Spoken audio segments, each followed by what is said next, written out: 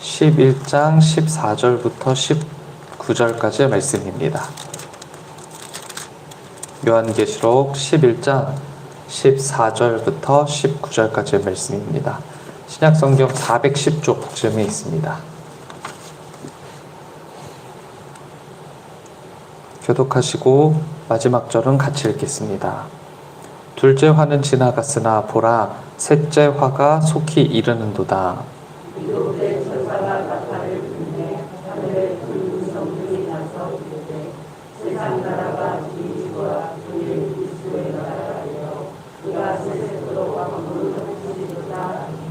하나님 앞에서 자기 보좌에 앉아있던 24장로가 엎드려 얼굴을 땅에 대고 하나님께 경배하여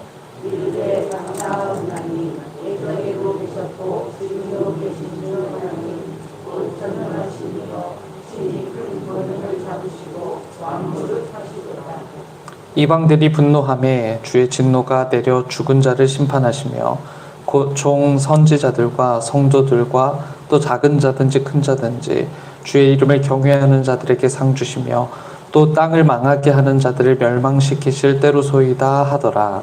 이에 하늘에 있는 하나님의 성전이 열리니 성전 안에 하나님의 언약궤가 보이며 또 번개와 음성들과 우레와 지진과 큰 우박이 있더라. 아멘. 오늘 우리는 요한계시록에서 말하는 나팔재앙의 마지막이라고 할 수 있겠는데요. 표제를 보시면 15절 위에 일곱째 나팔소리라는 표제를 붙여두었습니다. 곧 일곱 번째 나팔재앙 중에서도 가장 마지막 요한계시록에 등장하는 이 일곱 번째 나팔재앙을 묵상하게 되는데요. 먼저 이 일곱 번째 나팔재앙의 내용을 함께 확인해 보시면요.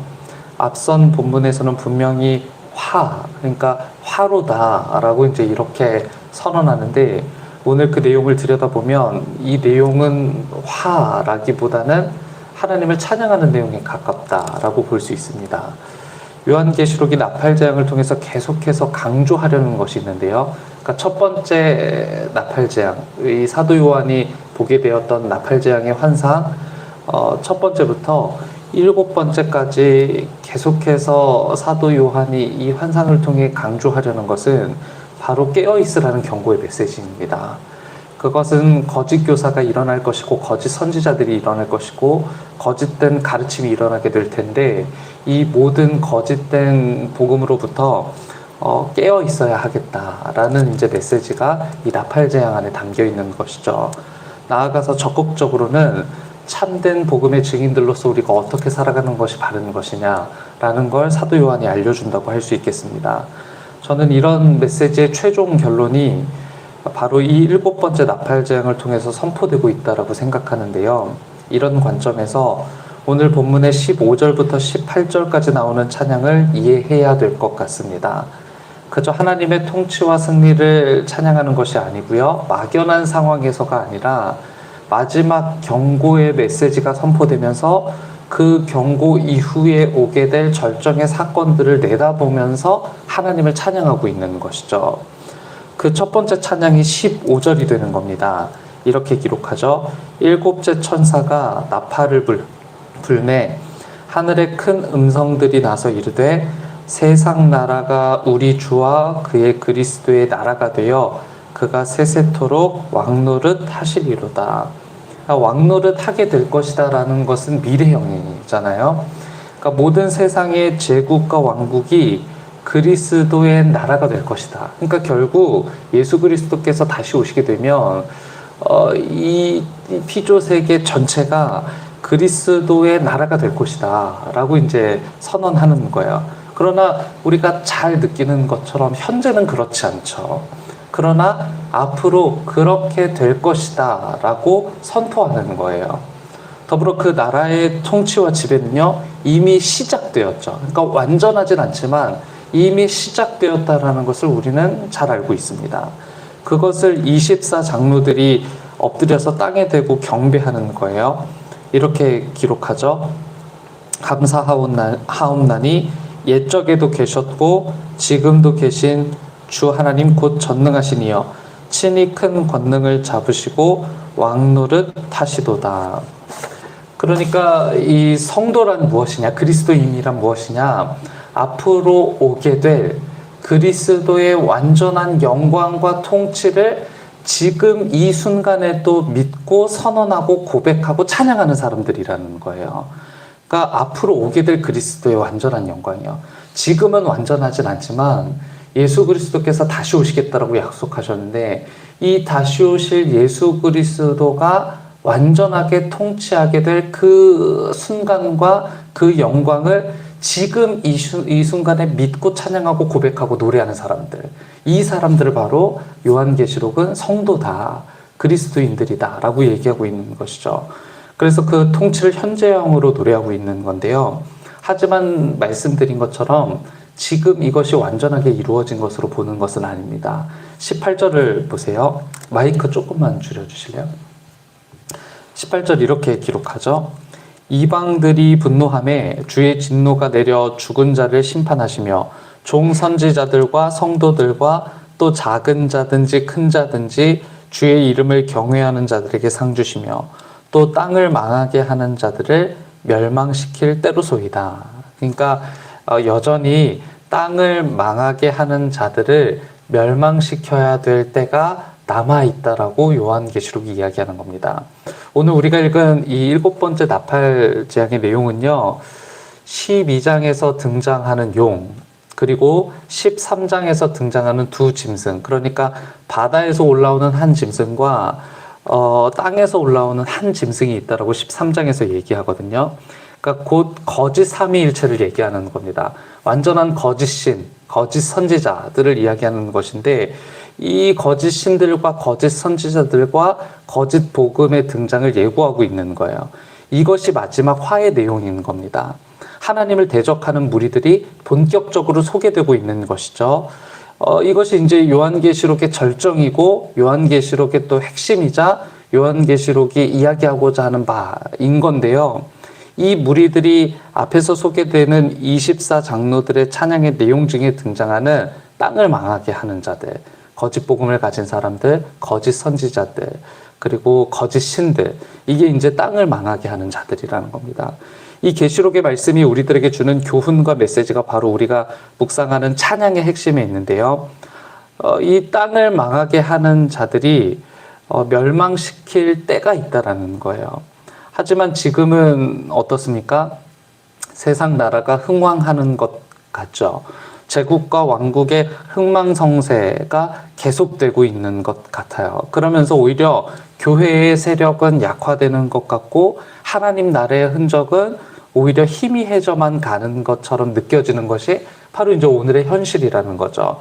중요한 것은 이런 상황 가운데서도 하나님을 믿는 신자들, 우리 그리스도인들이 어떻게 해야 하는가 하는 것입니다. 하늘에서 큰 음성이 나서 선포한 것처럼 이 나라들이 그리스도의 나라로 변화될 때가 있다는 것을 확신하며 살아가야 된다는 거예요. 그러면서 또한 지금도 이 나라가 믿음으로만 볼 수 있는 중에 자라고 있고 영광스러운 모습으로 우리 눈앞에 드러나게 될 때를 기다리고 있으면서 고백하고 찬양하는 그런 모습이 우리들 안에 있어야 된다는 것이죠. 18절을 다시금 확인해 보면요. 이방들이 분노함에 주의 진노가 내려 어떤 일들이 전개되냐면 죽은 자를 심판하시면서 종 선지자들과 성도들과 작은 자든지 큰 자든지 주의 이름을 경외하는 자들에게 상 주시는 일이 있게 될 것이다 라고 이렇게 이야기를 하죠. 우리가 여기서 말하는 선지자는 아닐 수도 있을 거고요. 또 큰 자도 아닐 수도 있을 거예요. 하지만 작은 자라도 오직 주님의 이름을 경외하는 사람들은 될 수 있을 겁니다. 그런 자들에게 놀라운 위로와 상급을 주시는 이 하나님의 상급을 소망하면서 오늘도 주 안에서 헛되지 않는 수고와 헌신을 감당하시는 그리스도인으로 자라가게 되시기를 주님의 이름으로 축복합니다. 예, 기도하시겠습니다. 다시 오실 주님을 찬양합니다. 주님의 오심을 기다리며 지금 여기에서도 그것을 기대하며 선포할 수 있는 믿음을 주옵소서. 무엇보다 다시 오실 주님께서 이 땅에 이뤄가실 새 하늘, 새 땅을 기대하게 하시고 우리는 지금을 살아가며 주님 안에서 헛되지 않는 수고와 헌신을 이어갈 수 있도록 도와주옵소서. 그와 같은 기대로 모여 기도하는 이곳의 백성들을 주목해 주시길 바랍니다. 하나님께서 함께 해주시고 하나님을 향해 드리는 기도가 하나님의 마음을 흐뭇하게 해드리는 기도가 되게 하옵소서. 물론 우리에게 참 많은 필요가 있습니다. 그런 필요가 하나님을 통해 채워질 것을 믿음으로 기대하게 하옵소서. 다만 그것이 우리 신앙의 목표가 되지 않게 하시고 오직 하나님을 기뻐하는 것이 우리 신앙의 목표가 되게 하옵소서. 사순절을 보내고 있는 우리 교회가 그리스도가 걸으셨던 걸음에 조금 더 가까워질 수 있길 바랍니다. 예정된 고난주간 특별 새벽 기도에 특별히 예비하신 은혜가 있을 거라고 믿습니다. 주님의 고난에 동참하는 심정으로 새벽을 깨워 함께 기도하게 하시며 그 시간 그곳에서 주실 하나님의 특별한 은혜를 마음 담아 기대하게 하옵소서. 청년부에서 이어가고 있는 사경의 일정 가운데 함께 해주시길 빕니다. 그곳에서 하나님을 알아가고 하나님을 갈망하는 청년들에게 은혜의 시간이 되도록 도와주옵소서. 그 시간들을 통해 하나님의 말씀에 대한 갈급함이 더욱 깊어지는 시간 되게 하옵소서. 속해 대신방을 이어가는 중입니다. 만남의 시간을 통해 충분한 하나님의 은혜를 누리는 시간 되게 하시고 일정을 이어가는 담임 목사님의 몸과 마음을 굳건히 지켜주옵소서. 담임 목사님을 통해 함께 나누는 말씀이 모든 속해에게 위로가 되고 격려가 되며 내게 주신 꼭 필요한 말씀이었음을 확인하는 시간 되게 하옵소서. 같은 자리에 함께하고 싶어도 함께하지 못하는 환우들, 교우들을 기억해 주시길 빕니다. 환난과 고통 중에도 여전히 긍휼함과 은혜를 베푸시는 하나님을 기억하게 하시고 회복하여 하나님의 전에서 함께 예배하는 기쁨을 누릴 수 있도록 치료하시고 회복시켜 주옵소서. 여전히 우리가 살아가고 있는 세상은 아프고 고통스러운 일이 많습니다. 전쟁과 기근, 재난과 일상을 고통하게 하는 수많은 문제를 보고 계신 줄 압니다. 주님, 우리를 이와 같은 세상에서 구원해 주옵소서. 그리스도 예수님의 이름으로 기도드립니다. 아멘.